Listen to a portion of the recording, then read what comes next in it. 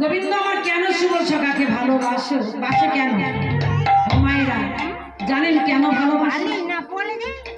সবচাইতে প্রিয় বস্তু কে জানেন? আমাদের এই জগৎ সংসারে সবচাইতে ভালোবাসেন কে? আমাদের কর্তা। ধরুন আমাদের গৃহের কর্তা, তাকে ভালোবাসে সবচাইতে। শালাকে, বউ ভাই শালাকে বড় ভালোবাসে, তাই না? শালা মানে উত্তম ব্যক্তি। তাই এখানে রাধারানীর ভাইকে, রাধারানীর ভাই হলো সখা সুবল।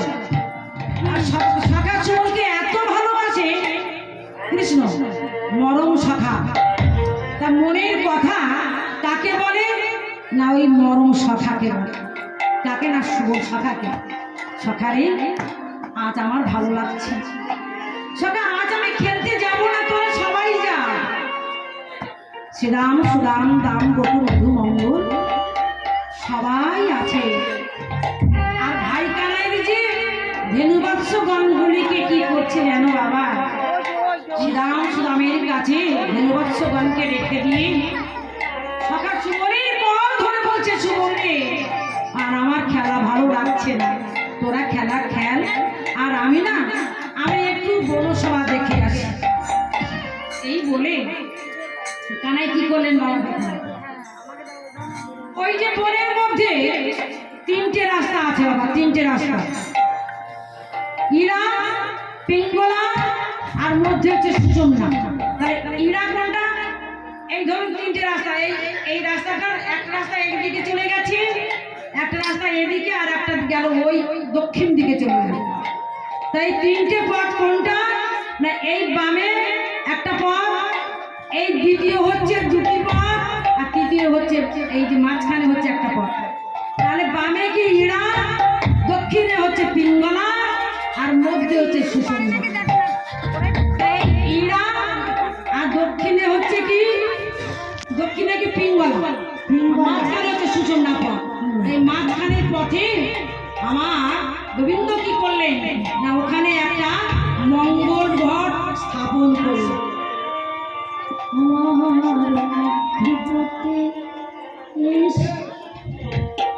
ঘট স্থাপন করি, ঘটের গলায় একটা মালা দিলেন।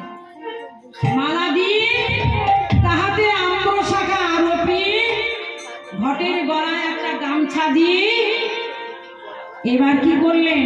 হাতে বাঁশিটা নিয়ে পথের মাঝখানে দাঁড়িয়ে দাঁড়িয়ে ঠিক এমনি ভাবে বাঁশিটি নিয়ে দাঁড়িয়ে রাধা রাধা বলে বাজাচ্ছেন।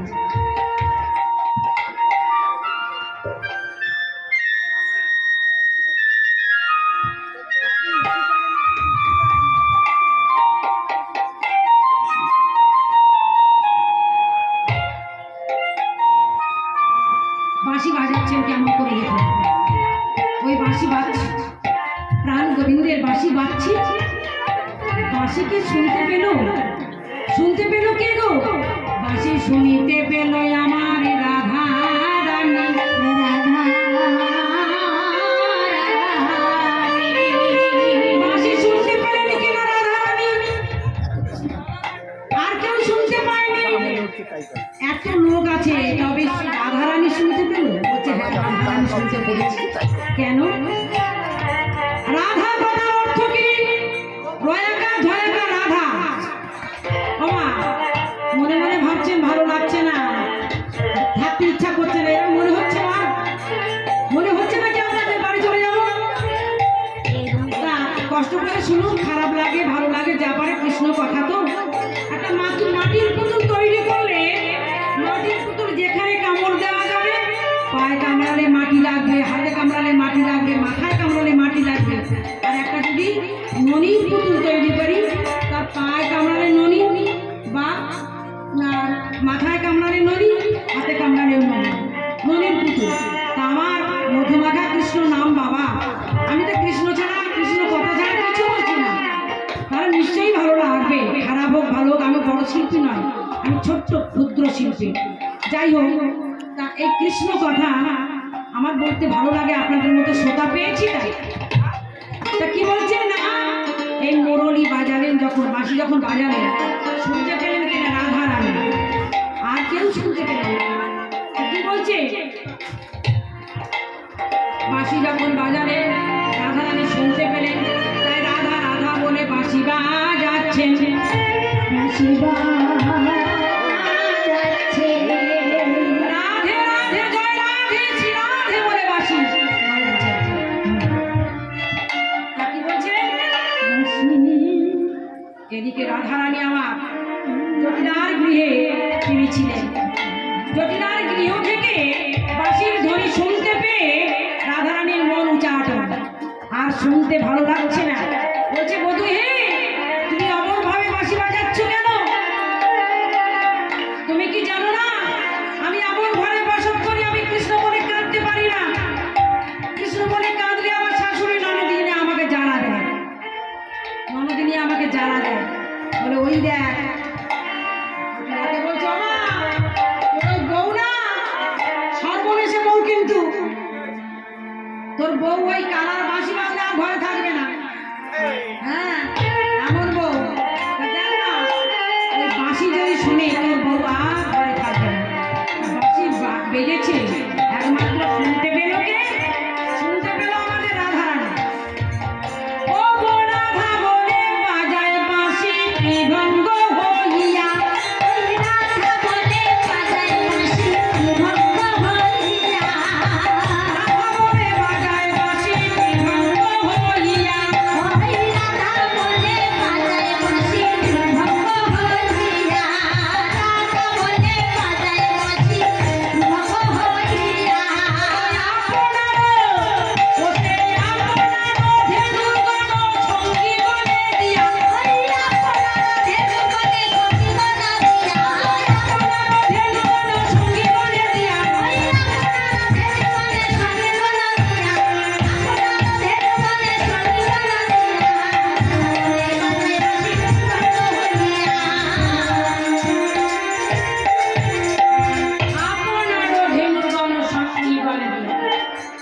যখন ভালো লাগছে না আমার, রাধারানীর নাম ধরে যখন বাজাবে, তখন কি করছে?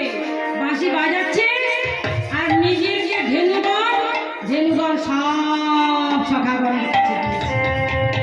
এই শ্রীরাম, এই শ্রীরাম, এই মধুমঙ্গল, আমার এই ধেনুগণ সব তোদের কাছে থাকলো, আর আমি একটু বনশোভা দেখে আসি।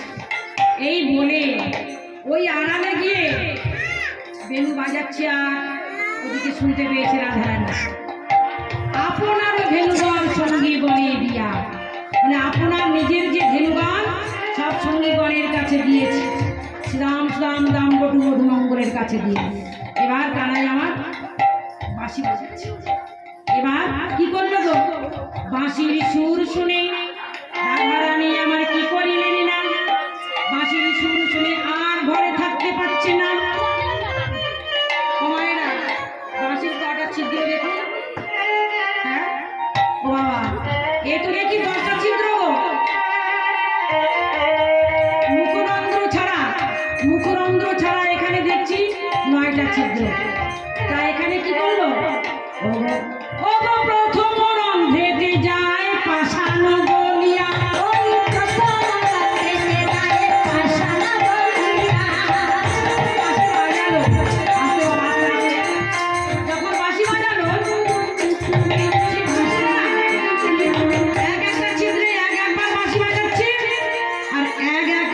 সুর বাজাচ্ছে। তাহলে কেমন ভাবে বাজাচ্ছে শুনুন। ও গো প্রথম রন্ধ্রেতে যায় পাষাণ বলিয়া,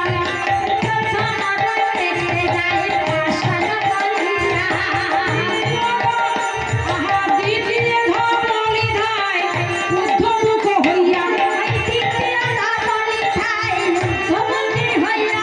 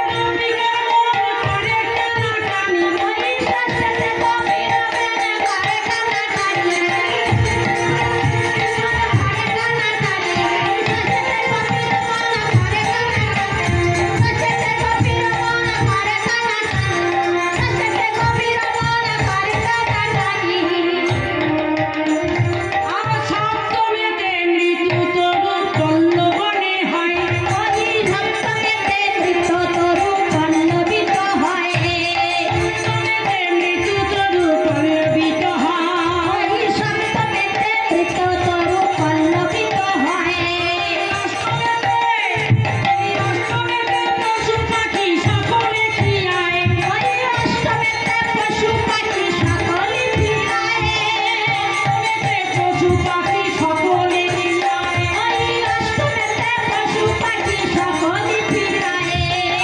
নবমেতে অনিবার শব্দ বিমোহন। নবমেতে অনিবার শব্দ বিমোহন।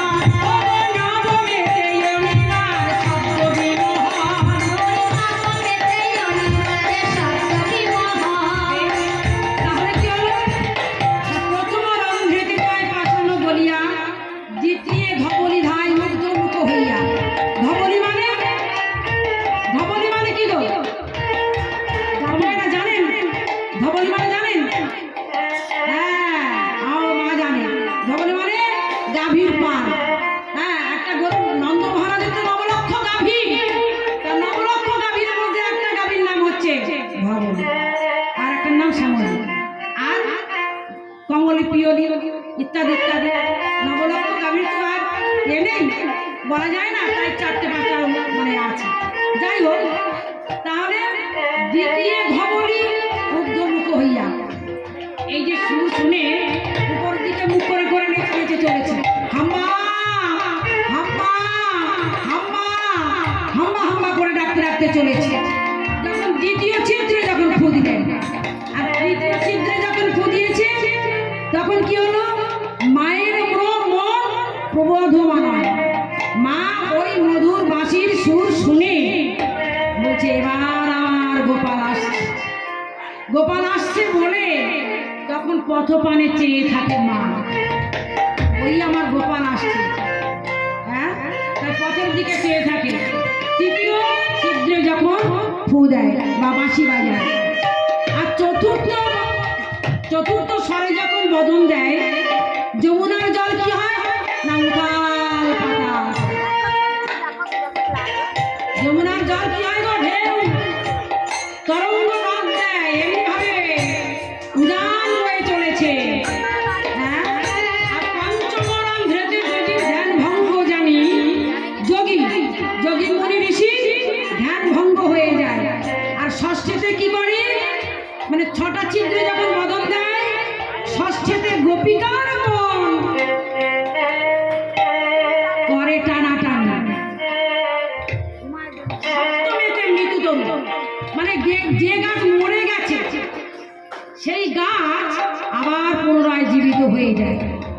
আর অষ্টমীতে পশু পাখি, মানে পশু পাখি যারা কি করে না সকলে খিয়ায়, মানে খায়।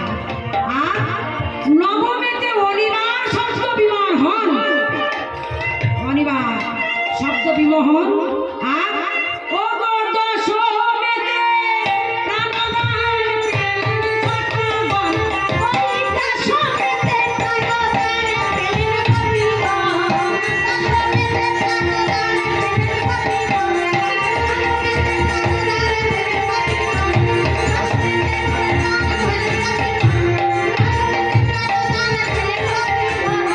গোবিন্দ দাস কহে ও করুণার বাসী। গোবিন্দ দাস কহে ও করুণার বাসী।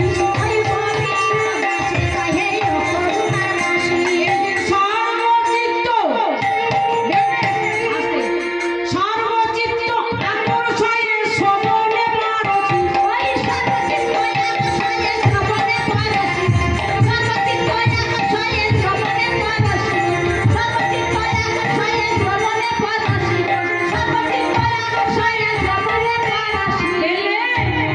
সর্বচিত্ত আকর্ষয়ে শোভনে পারছি। সর্বচিত্ত মানে কি গো? চিত্ত মানে দেহ, মন। সর্বচিত্ত, চিত্ত মানে মন। সমস্ত চিত্তগণকে আকর্ষিত করে কি করে? সর্বচিত্ত আকর্ষয়ে শোভনে পরশ। তাহলে শোভনে পরশ করছে কে না? দশম সুরে যখন বদন দিল। গোবিন্দ দাস কহে ও করুণার বাসী।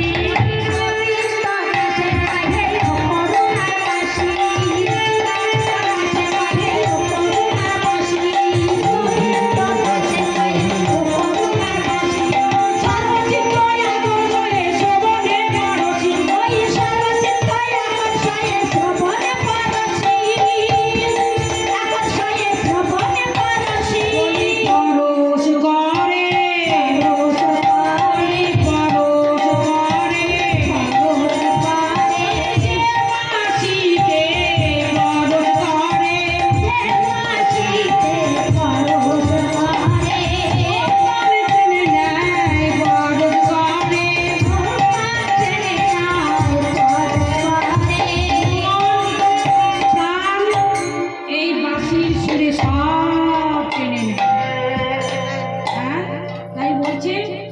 শব্দ দশম শব্দেতে যখন সমস্ত গভীর মন প্রাণ সব আকর্ষিত করে নেয়। না প্রাণ গোবিন্দয় আমার এমনি করে বংশী বাজাইয়ে রাধারানীর মনকে পাগলিনী করে দেয়। মন প্রাণ পাগলি করে দেয়, এমন ভাবে পাগলিনী হয় গো মা, ঘরে আর বউ থাকতে চায় না, কাজও করতে ভালোবাসে না। ও মায়েরা, আজকাল যুগে দেখে